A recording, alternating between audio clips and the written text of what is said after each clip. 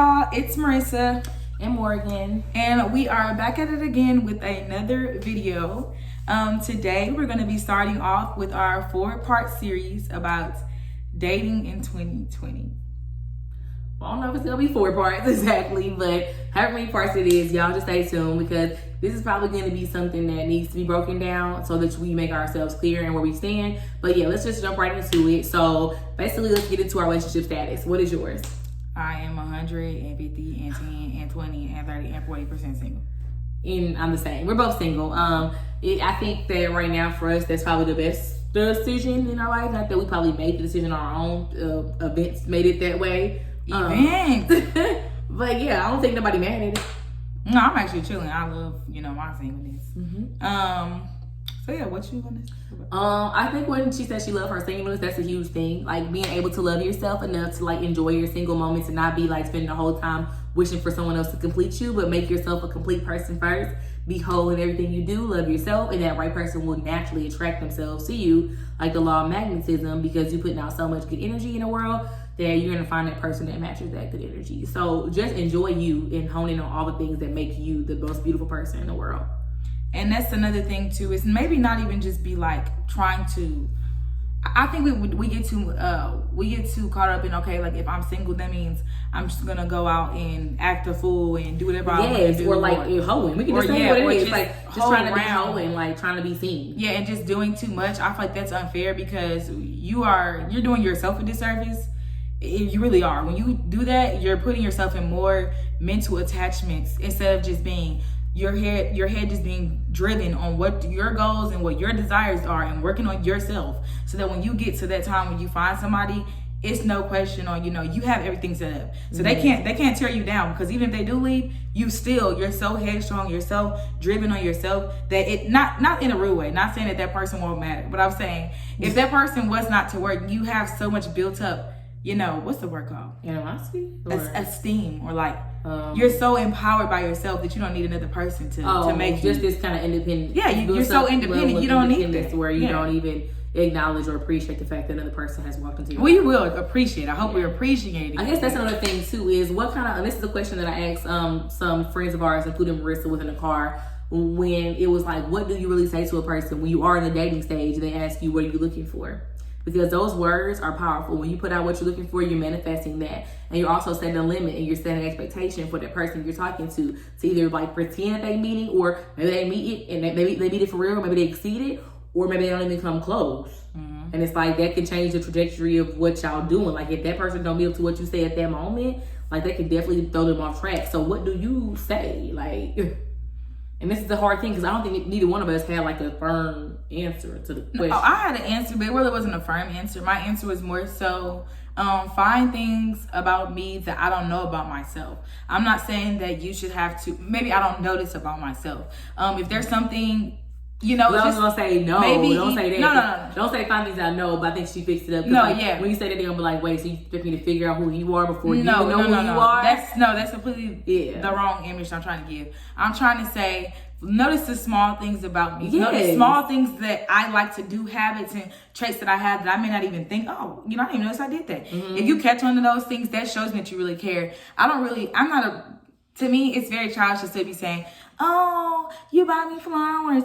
Oh, you buy me shoes. I think both of us are that way, though, because we do have a strong father figure in our life. Well, not father figure, a strong Black father in our life who loves us and encourages us and speaks wisdom into us. That it's kind of hard for any man to walk in and just kind of like lackadaisical, just like sweet talk his way into the good side. Like, I love all the words of just affirmation, all the compliments, but that's not going to buy my heart, because my heart is really just only able to be captured by somebody's actions, by them consistently showing me without a doubt, without me having to ask, that they love me, they care for me, they appreciate me, and that they also can challenge me. Because I love somebody that I don't have to always be the one that's showing them the ropes or teaching them new things, but they also teach me things as well, so we complement one another.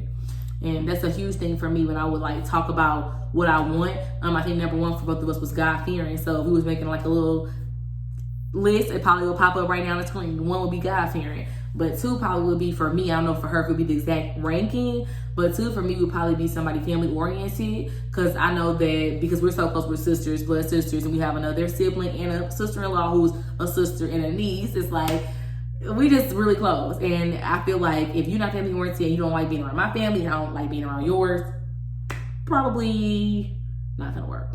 What would be number 3 or number 2 on your list? I think God-fearing is important.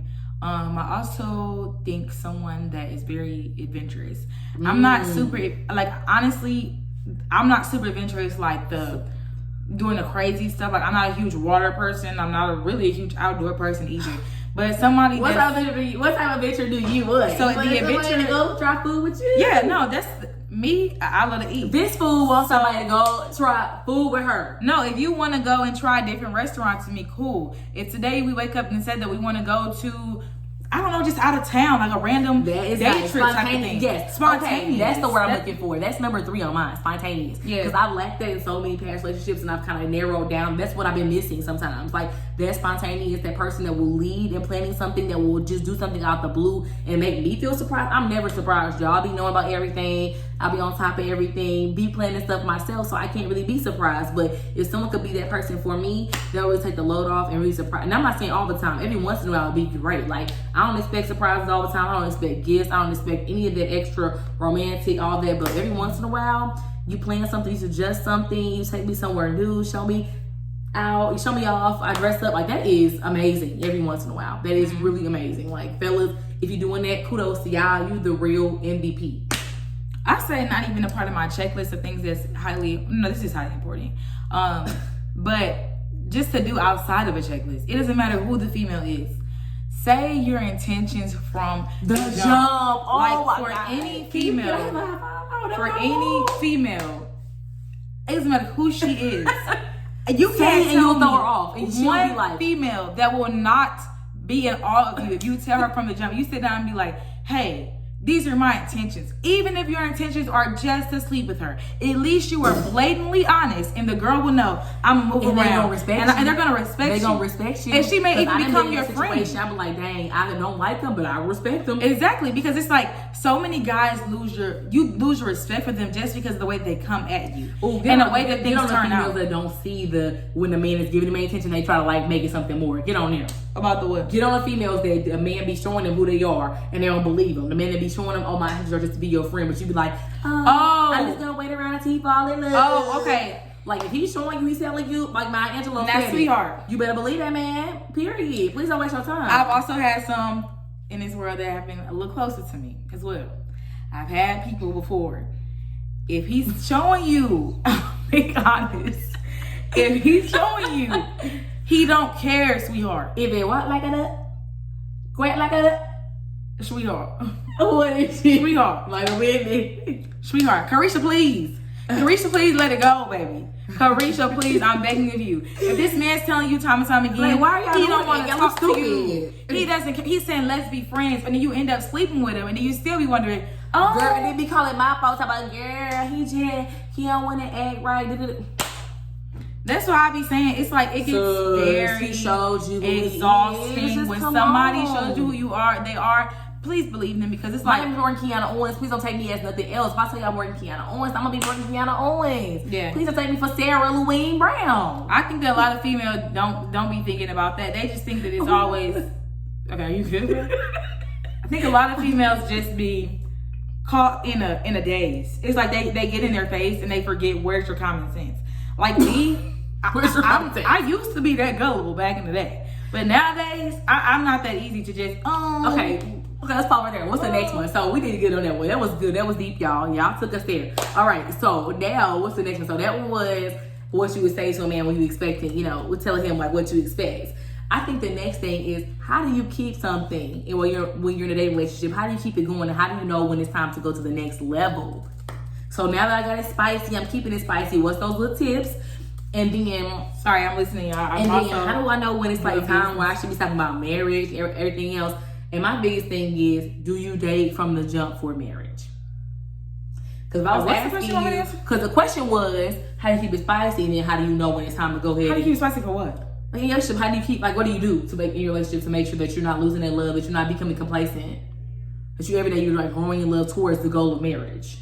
But then I said I would counteract that and say, but do you ever tell people from the jump that you're just dating for marriage, or do you tell them dating for fun? I think that that's kind of already what I said. Having that spontaneous aspect will always keep you spicy in your relationship. Perfect. I'm thinking that somebody that always goes above and beyond will always continue to reattract you. What about that time for yourself and time for friends? And that's also important too. Having that time apart makes that attraction stronger, because if you see, oh, I have this time away from this person, I really do. Like, I can enjoy my family, but you know, I also in the back of my head, I still miss him. Can we be honest and say that sometimes we mess up in that? Yeah, no. Especially us, I think we're kind of like chill. We're both loving. We're both water signs. We love being up under somebody. Not up under, but like in a relationship. Don't scratch the up under, because it ain't like I'm trying to, I don't really care about that. But I do love the love. I am a super like romantic type person. I love all that. So that's cool. But at the same time, I would say that I've learned in looking back, and I think you have too, from how we look at people now, we're like, dang, there's some space needed. There's definitely some smothering going on. That's why you don't know who you are. And that's why you're always worried about the other person, because you smothered yourself with them. That's important too. It's just like finding an equal balance, because a lot of times people are, you'll lose your family members, or you'll lose your loved ones because you spent so much time with this man or this woman, and you really forgot, like, oh, my brother's birthday just passed, literally. Dang. My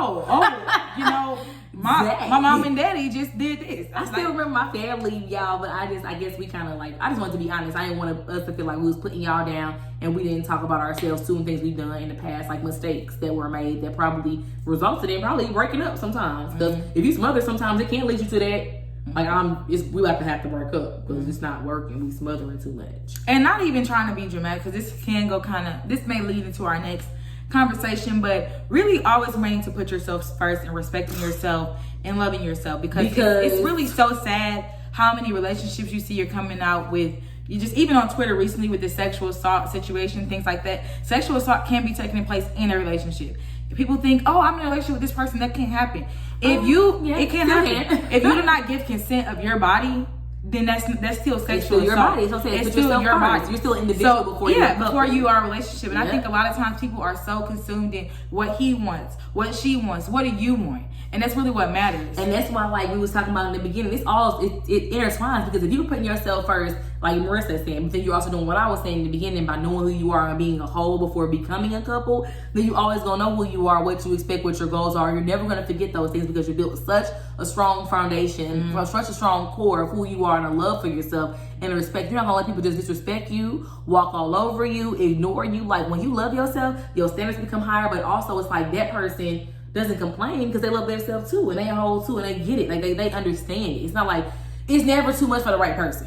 Yeah. That's what we've been saying all week, and that's kind of just what it comes to. Like, you're never too much for the right person. So please don't say that like what you're asking for and you being in love with yourself is too much. Now, can we have high expectations and high standards? Yeah, I definitely think high expectations and high standards are a thing, but if it's day and what age, are those? To be realistic, call somebody out for the girl. I think that's something we can address in the next video, because we are coming to the end of this video. But I do think that you are in my age, in early 20s and stuff like that, even working age, she's still mid-20s. It's not that, right? It's not that late, and in her 20s. I do believe that you have the right to be selfish. You have the right to make decisions on what you want, how you want it, when you want it, and you don't have to explain to anybody why you want these things. And it's like, if you have certain expectations, I'm not saying have somebody that has a certain angle of teeth, and when they turn their head, they got this type of jawline. That's childish. But I'm saying you have actual expectations that you want of a man. You don't have to lower that, because you know why? If you really know in your heart of hearts you are the woman that deserves this man, and you're asking and praying God for the right one, he's gonna align you with the man that is perfect for you. I was just thinking about what she was saying. It was great, because I just wanted to, before we close it out, I just wanted to say something that was shared with me. It was like, but before you have all these expectations that Marissa's talking about, do you yourself meet all those expectations?